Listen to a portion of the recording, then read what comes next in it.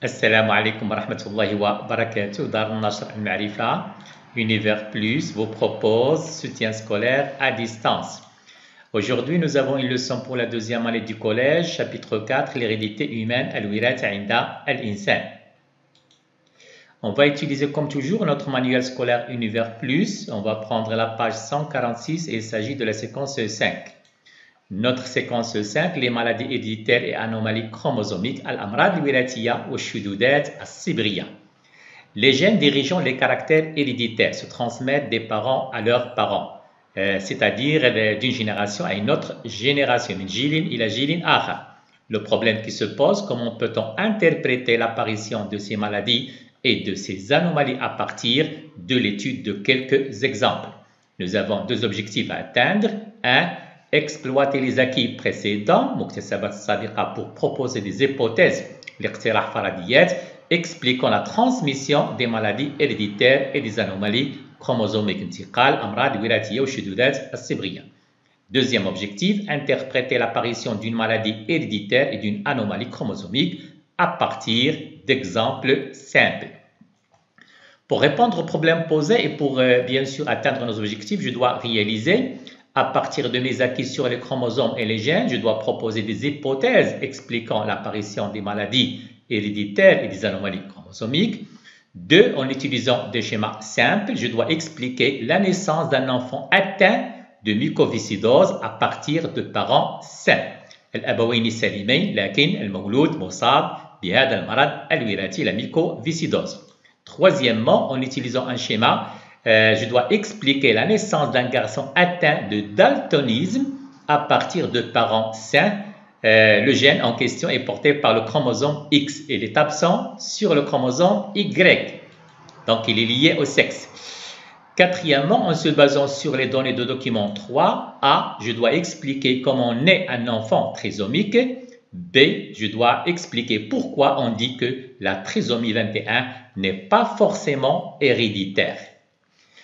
Commençons par notre première activité, une maladie liée à un chromosome non sexuel, c'est-à-dire la mucoviscidose, malade مرتبط بسبغ جنسي التليف الكيسي.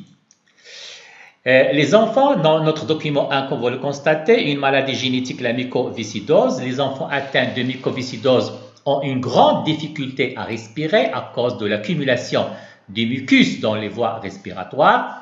إذن هنا تراكم للمخاط على مستوى الأغشية المخاطية للمسالك التنفسية، بالإضافة إلى أن هذا المخاط يكون ذو لزوجة مرتفعة، مما بطبيعة الحال يجعل بطبيعة الحال مرور الهواء عبر هذه المسالك التنفسية صعبا، وبالتالي نسجل بطبيعة الحال على أن هؤلاء الأطفال يعانون من صعوبة في التنفس.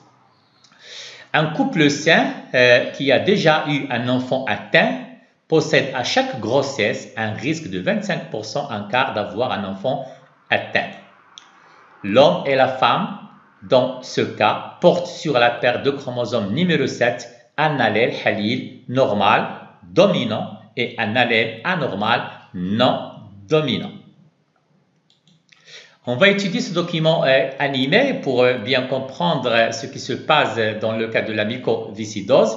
Donc, la septième paire de chromosomes porte le gène responsable de cette maladie, c'est-à-dire la mucoviscidose, comme vous le constatez. Donc, ce gène-là est responsable هو المسؤول عن إفراز أو إنتاج بروتين وظيفي. هذا البروتين الوظيفي كما تلاحظون معي بطبيعة الحال على مستوى الخلايا المخاطية يتم تثبيته على مستوى الغشاء أو الخلية المخاطية. هذا يسهل عبور أيونات السائل مما يؤدي بطبيعة الحال ويجعل المخاط يصبح سائلا ويسهل بطبيعة الحال تسربه مع بطبيعة الحال المواد العالقة عليه. أما في حالة كما تلاحظون معي أن هذه الموارد خضعت لطفرة ميوتاسيون، وبالتالي في هذه الحالة تنتج لنا بروتين غير وظيفي. نعم، وفي هذه الحالة نسجل بطبيعة الحال على أن هناك زيادة في سوق المخاطات على مستوى المخاط كما تلاحظون معي بطبيعة الحال على مستوى الأغشية المخاطية للمسالك التنفسية، بالإضافة إلى زيادة في لزوجتها مما يصعب مرور الهواء كما أشرت إلى ذلك سابقا. دونك لو لوكوس أو مكان تواجد الاليل الحليل في هذه الحالة، كما تلاحظون معي كما أشرت بطبيعة الحال لدينا حليل ممرض وحليل عادي مشار إليه بالأخضر، حليل ممرض مشار إليه بالأحمر. فعلا كما تلاحظون معي بطبيعة الحال لدينا هناك تشابه في الاقتران، مختلف الاقتران، متشابه الاقتران. إذا بالنسبة للحالة مكان تواجد المورثة كما أشرت إلى ذلك على مستوى الصبغي أو الزوج الصبغي السابع. هنا بطبيعة الحال مختلف الاقتران بالنسبة للحليلات بالنسبة لهذا الفرد الثاني كما نلاحظ. فيما يخص النمط الوراثي الشخص الأول بطبيعة الحال هو الفرد المريض، إذا يحمل الحليلين بطبيعة الحال qui sont mutés لديه خطأ عالي طفرة فوالا. بالنسبة للشخص الثاني وهو بطبيعة الحال حامل للمرض ولكنه سليم، إذا لديه حليل نعم عادي، بينما الحليل الثاني فهو ممرض. نتكلم هنا عن النمط الوراثي. بالنسبة للشخص الثالث متشابه الاقتران كذلك، ولكن في هذه الحالة حامل لحليلين عاديين أي لم يخضع للطفرة، وهو بالتالي un individu qui est sain. Toujours, comme je l'ai déjà dit auparavant, la 7e paire de chromosomes de 3 personnes dans ce cas-là. Voilà. Donc, étudions un arbre généalogique, bien sûr, qui nous montre la transmission de cette maladie. Donc, الجيل الأول la première génération الأبوين سليمين كما نلاحظ بطبيعة الحال، لكن على مستوى الجيل الثاني نلاحظ على أن بطبيعة الحال الطفل أو نعم E3 فإنه مصاب بهذا المرض. هذا يؤكد لنا بطبيعة الحال على أن الأبوين حاملين للمرض. فيما يخص الجيل الثالث كما نلاحظ E1 سليم وعبارة عن فتاة كما ربما اتضح لكم ذلك. بالنسبة دائما الجيل الثالث 3-2 نلاحظ على أنه مصاب بالمرض. وهنا نتساءل بطبيعة الحال فيما يخص بطبيعة الحال E4 ما هي الاحتمالات إصابة E4 بهذا المرض. سنحاول أن نبين ذلك فعلا. إذا نبدأ بمرحلة تكون الأمشاج في افتراق الصبغيات المتماثلان فعلا كما ربما تعرفون ذلك. ولا هناك انقسام اختزالي ولا effectivement ولا مرحلة بطبيعة الحال حدوث الإخصاب أي اندماج بطبيعة الحال الحيوان المنوي بالبويضة. إذا فيما يخص الاحتمال الأول نعم، الاحتمال الثاني، الثالث، فوالا الرابع. إذا كما نلاحظ فيما يخص بطبيعة الحال الطفل الأول أو المولود الحالة الأولى بطبيعة الحال وحامل للحليلين كي سون ميوتي الممرضين، في هذه الحالة سيكون مريض ولا مصاب بالمرض. بالنسبة للحالة الثانية فهو حامل لحليل ممرض والآخر بطبيعة الحال سليم، وبالتالي سيكون سليم ولكنه حامل للمورثة الممرضة ولا. بالنسبة للحالة الثالثة كذلك سليم ولكنه كذلك حامل للمورثة الممرضة. أما فيما يخص الحالة الرابعة فهو سليم وبطبيعة الحال غير حامل للمورثة الممرضة. إذا بطبيعة الحال فيما يخص احتمال إصابة طفل E4 فوالا بهذا المرض فهو بطبيعة الحال 1 من 4 أي 25% سيصاب E4 بهذا المرض. Passons maintenant à notre deuxième activité, une maladie liée au chromosome X. Voilà, c'est le daltonisme, مرض مرتبط بالصبغي X. Le daltonisme est un trouble de la vision où la personne ne peut pas percevoir certaines couleurs. Le plus fréquemment observé est la confusion du rouge et du vert. On ne parle pas de maladie, mais d'anomalie, car aucun traitement ne peut corriger cette mauvaise perception des couleurs. Le daltonisme se transmet plutôt par les chromosomes et plus précisément par le chromosome sexuel X. Donc, vision normale كما نلاحظ رؤية اللون الأحمر بشكل واضح. un daltonien بطبيعة الحال كما تلاحظون معي رؤيته بطبيعة الحال مختلفة عن الرؤية العادية. Il existe plusieurs types de daltonisme. Nous avons deux cas ici. Donc, le premier cas ne voit pas le rouge. Deuxième cas qu'on appelle la trétanopie, voilà, ne voit ni le jaune ni le bleu. Transmission par un homme conducteur, donc femme elle est non atteinte, et donc l'homme elle est atteint. Je m'excuse, une faute de frappe. Donc dans ce cas-là, comme vous allez le constater, la fille elle est porteuse, comme vous le constatez, mais elle est saine, puisqu'il porte l'allèle responsable de cette maladie, le daltonisme. Deuxième fille, elle est aussi porteuse, comme vous le constatez. Le garçon, il est non atteint, il ne porte pas l'allèle بطبيعة الحال الممرض. De même pour le garçon numéro 4. Dans le deuxième cas, transmission par une femme, cette fois-ci conductrice, nous avons une femme porteuse, voilà. Un homme non atteint, comme vous le constatez. Première fille, donc elle est non atteinte, comme vous le constatez. Elle n'est pas porteuse, alors que la deuxième, elle est saine, mais elle est porteuse.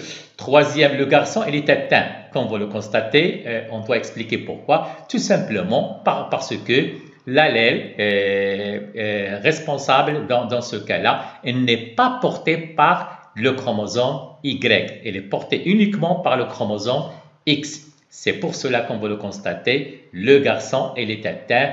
Il n'est pas uniquement porteur, il est porteur, mais elle est aussi atteinte. Alors que pour le cas de cette fille-là, voilà la deuxième fille, elle est porteuse, mais elle est saine. Pourquoi? Parce que l'autre chromosome X, elle porte bien sûr l'allèle qui va lui permettre, bien sûr, la différenciation des couleurs. Donc, comme nous l'avons déjà dit, le gène muté se situe sur X et le chromosome sexuel. La présence de deux allèles du gène muté est nécessaire pour que la maladie s'exprime.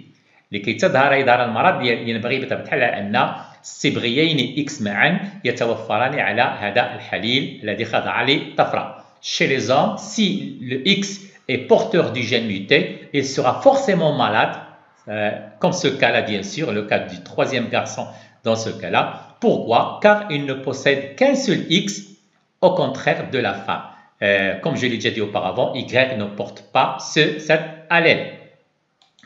Continuons, donc, document 3, le daltonisme, bien sûr, nous avons un arbre généalogique et le comportement des chromosomes sexuels au cours de la formation des gamètes et de la fécondation. Donc, génération 1, donc, comme vous le constatez, nous avons le père ici, il est atteint, donc il donne 3 enfants de la deuxième génération qui sont sains. Deuxième couple, 3 et 4, donc toujours des enfants sains de la deuxième génération. Donc la troisième génération, comme vous le constatez, nous avons deux individus qui sont atteints, 1 et 4, et qui sont des garçons. Pour le document B, qui représente bien sûr le comportement des chromosomes sexuels, donc une cellule du père, XY, comme vous le savez très bien, la cellule de la mère, la 23e paire de chromosomes, c'est un XX, voilà. Donc, première division qui est réductionnelle, comme vous le constatez, on obtient les spermatozoïdes. Le premier renferme le chromosome X, le deuxième le chromosome Y, pour bien sûr l'ovule. Le premier ovule il porte le chromosome X, la deuxième forcément X. Bien sûr, après la fécondation, on obtient dans ce cas-là une cellule œuf fille, puisque les deux chromosomes sont XX, alors que le deuxième cas, bien sûr, la cellule œuf, bien sûr, donnera un garçon, puisque la 23e paire de chromosomes, c'est un XY. Alors, on note que D majuscule est l'allèle normal dominant. Il va s'exprimer. Et D minuscule, l'allèle responsable du daltonisme. Le père de la deuxième génération I4 est sain, Salim, il porte donc un allèle normal dominant sur le chromosome X. Le chromosome Y, comme nous l'avons déjà dit, ne porte pas le gène en question, c'est XDY, donc on ne retrouve pas l'allèle sur le chromosome Y.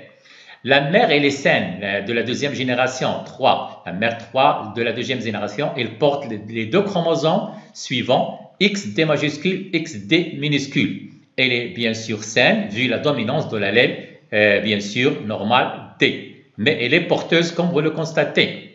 Effectivement, comme je viens de le dire, nous avons la première génération. La mère, elle portait sur le deuxième chromosome X notre, bien sûr, allèle qui va provoquer la maladie. Le père, elle est malade, comme vous le constatez, elle est saine, je m'excuse. Nous avons bien sûr sur X et le D majuscule, voilà. Donc la formation des gamètes, nous avons le premier spermatozoïde. Il renferme le gène D majuscule qui est dominant, donc il n'y a aucun problème. Alors que, comme vous le constatez, sur le deuxième ovule donné par la mère, comme vous le constatez, sur le X, on retrouve le D minuscule, c'est-à-dire l'allèle responsable du daltonisme. Après la fécondation, comme vous allez le constater, dans ce cas-là, bien sûr, on obtient, bien sûr, nous avons XY, la 23e paire de chromosomes, donc il s'agit d'un garçon, mais sur le X, bien sûr, il porte le D minuscule, c'est-à-dire elle est responsable du daltonisme, et notre garçon sera daltonien et sera atteint, puisque, comme nous l'avons déjà dit, Y ne porte pas cet allèle-là responsable du daltonisme. Effectivement, voilà. Donc, le garçon de la 3e génération 1 est daltonien car elle porte l'allèle muté sur le chromosome X, sachant que sur Y, il y a absence de cet allèle. Passons maintenant à l'activité 3, une anomalie chromosomique, la trisomie 21, شذوذ الصبغي التتلت الصبغي 21.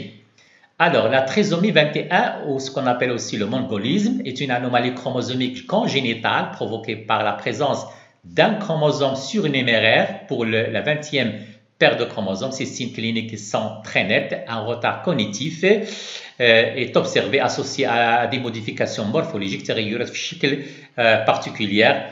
Cette anomalie est due à une absence de séparation des chromosomes de la paire numéro 21 au cours de la formation des gamètes, comme on va le montrer sur ce document animé. Donc, les cellules humaines possèdent, comme vous le savez, 46 chromosomes, 23 paires de chromosomes. Chaque chromosome, à l'exception des chromosomes sexuels, est toujours présent en 2 exemplaires. Effectivement, voilà, nos cellules, au niveau du noyau, nous avons nos 23 paires de chromosomes, c'est-à-dire 46 chromosomes. Premier chromosome, deuxième chromosome, voilà. Toutefois, certains individus présentent des anomalies au niveau du nombre de leurs chromosomes, ou plus rarement sur la structure de leurs chromosomes. Ces anomalies se répercutent au niveau du phénotype de l'individu. يعني هاد الشذوذات تظهر على بطبيعة الحال المظهر الخارجي لهؤلاء الأفراد. Donc, ainsi, les individus atteints de trisomie 21 possèdent un chromosome 21 surnuméraire. يعني زايد عوض يكون عندهم جوج كيكون عندهم 3 comme on va le voir.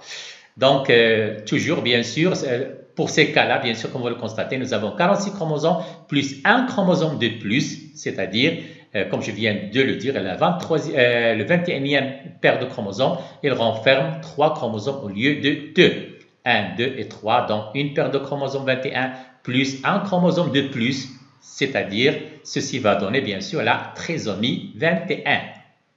Voilà. Effectivement, première possibilité, gamète paternelle avec 2 chromosomes 21, au niveau du spermatozoïde, dans le noyau, bien sûr, on va retrouver que la 20e paire de chromosomes renferme 2 chromosomes au lieu de 1. Voilà, effectivement. Deuxième possibilité, c'est l'ovule qui renferme les 2 chromosomes 21. Voilà. Dans les 2 cas, bien sûr, la 21e paire de chromosomes renferme les 3 chromosomes, c'est-à-dire la trisomie, ce qui va provoquer, bien sûr, la trisomie. Dans ce cas, 3 chromosomes 21 sont présents. L'événement à l'origine de la maladie a eu lieu pendant la formation des gamètes chez l'un des 2 parents. Plus précisément, une erreur s'est produite lors de la méiose, lors de la division. Cette erreur peut se produire soit en première division, soit en deuxième, pendant la deuxième division. Donc, comme je viens de le dire, un cas normal, la paire de chromosomes 21, voilà, division, première division, elle est réductionnelle, deuxième division équationnelle, la fécondation, donc il n'y a aucun problème. Alors que dans le cas de la trisomie, voilà, première division, il y a une anomalie de disjonction, je m'excuse, d'une paire d'homologues, de chromosomes homologues, comme vous le constatez, voilà. Deuxième division, voilà, et au cours de la fécondation, il y aura un problème, voilà. Donc, on obtient, comme vous le constatez, une cellule œuf dont la 21e paire de chromosomes renferme 3 chromosomes au lieu de 2, ce qui va donner, bien sûr, un enfant, bien sûr, trisomique. Effectivement, dans le cas où la 21e paire de chromosomes renferme uniquement un chromosome, on parle de monosomie. C'est un mot composé de 2 parties. Mono, ça veut dire 1, alors que tri, ça veut dire 3, comme vous le savez certainement. Document 3, la trisomie 21, cariotype d'un trisomie, comme vous le constatez. nous l'avons déjà dit, la 21e paire de chromosomes, elle renferme les 3 fabuleux chromosomes et non pas 2 chromosomes. Une photo d'un enfant porteur de la trisomie 21, comme vous le constatez. Voilà. Retard cognitif, nous l'avons déjà dit, modifications morphologiques qui sont particulières. Éléments de réponse aux questions des activités. 1. On peut supposer que les maladies héréditaires et les anomalies chromosomiques sont liées à l'information génétique, le khabar wilayatik porté par les chromosomes des parents ou à défaut de séparation des chromosomes au cours des divisions cellulaires ou au cours de la formation des gamètes. Deuxième question, on va représenter l'allèle dominant normal avec le symbole N majuscule et l'allèle non dominant responsable de la maladie avec M minuscule. On va expliquer la naissance d'un enfant atteint issu de parents sains, l'abawayni salimain, par le schéma ci-contre. Effectivement, nos parents qui sont sains, voilà, N majuscule, M minuscule, donc elle est porteur.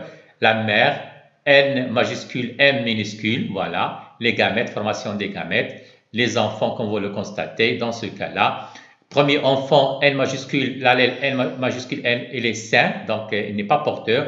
Deuxième enfant, il est sain, mais il est porteur. Troisième enfant, il est sain, mais il est porteur. Le quatrième enfant, bien sûr, comme vous le constatez, il porte les 2 allèles responsables de la maladie, donc il est malade.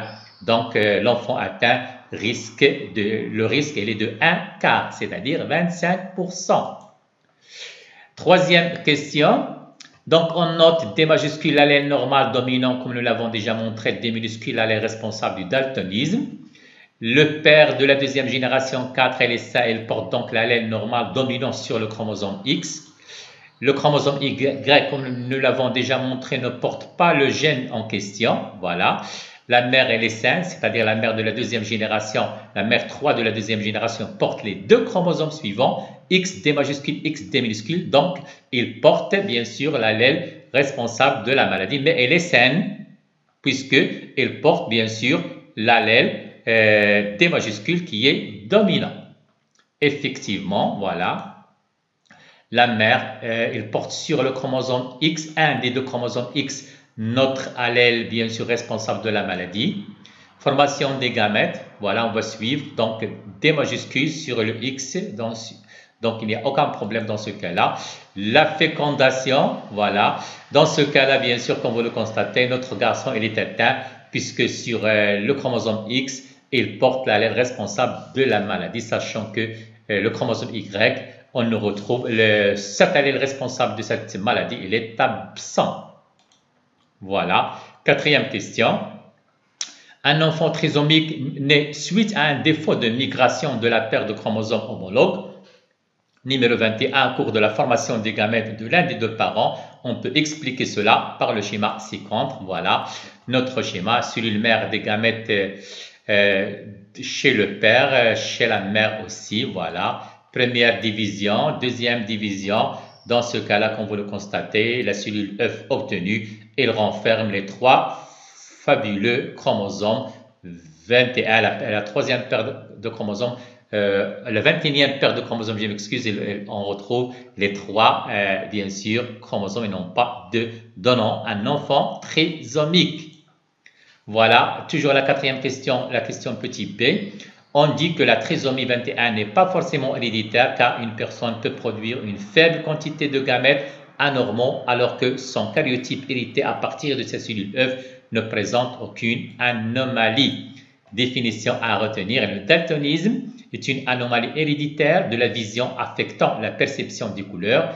Diagnostic parent prénatal plutôt, c'est l'ensemble des pratiques médicales ayant pour but de détecter dans l'utérus chez l'embryon ou chez le fœtus une anomalie génétique ou une malformation qabla al-wilada. Voilà, يتم ذلك قبل الولادة. تشخيص ما قبل الولادة. Nos terminologies, trisomie 21, تتلس صبغي 21, anomalie congénitale تشوه خلقي, mariage consanguin, زواج الأقارب, maladie héréditaire, مرض وراثي, anomalie chromosomique شذوذ صبغي et chromosome non sexuel صبغي لا جنسي. Bilan des activités que vous pouvez retrouver sur votre manuel scolaire Univers Plus. De la même manière que pour l'étude de la transmission des groupes sanguins du système ABO, on peut étudier la transmission de n'importe quel caractère héréditaire. يمكننا تتبع انتقال أي بطبيعة الحال صفة وراثية, notamment les maladies héréditaires qui sont liées à des allèles défaillants. Par exemple, un enfant est atteint de la mucoviscidose lorsqu'il porte sur la paire de chromosome numéro 7 deux exemplaires de l'allèle défaillant, M minuscule. On n'est pas atteint de mucoviscidose si on porte deux exemplaires de l'allèle normal ou bien un allèle normal, N, qui est dominant, et un allèle défaillant, qui est non dominant, bien sûr, est minuscule. Voilà, ceci est dû au fait que l'allèle normal est dominant et l'allèle défaillant, elle est non dominant. La particularité du daltonisme est que le gène est porté par le X, par le chromosome X et non pas par Y. Ainsi, les individus du sexe masculin portent un allèle unique, alors que les individus du sexe féminin, ils portent les deux allèles. Ils ont plus de chances à éviter la maladie. En tenant compte de ces données, on peut suivre la transmission d'une maladie des parents aux enfants et expliquer par exemple pourquoi on peut être atteint bien que les deux parents soient sains. Au moment de la formation des gamètes, une anomalie de séparation, comme nous l'avons déjà dit auparavant, de chromosomes homologues peut aboutir à des cellules œufs avec un chromosome surnuméraire, c'est-à-dire 3 chromosomes au lieu de 2. C'est le cas par exemple de la trisomie 21. Une anomalie chromosomique n'est pas forcément héréditaire car elle est liée à un événement rare et accidentel qui survient au moment de la formation des gamètes. Merci et bon courage.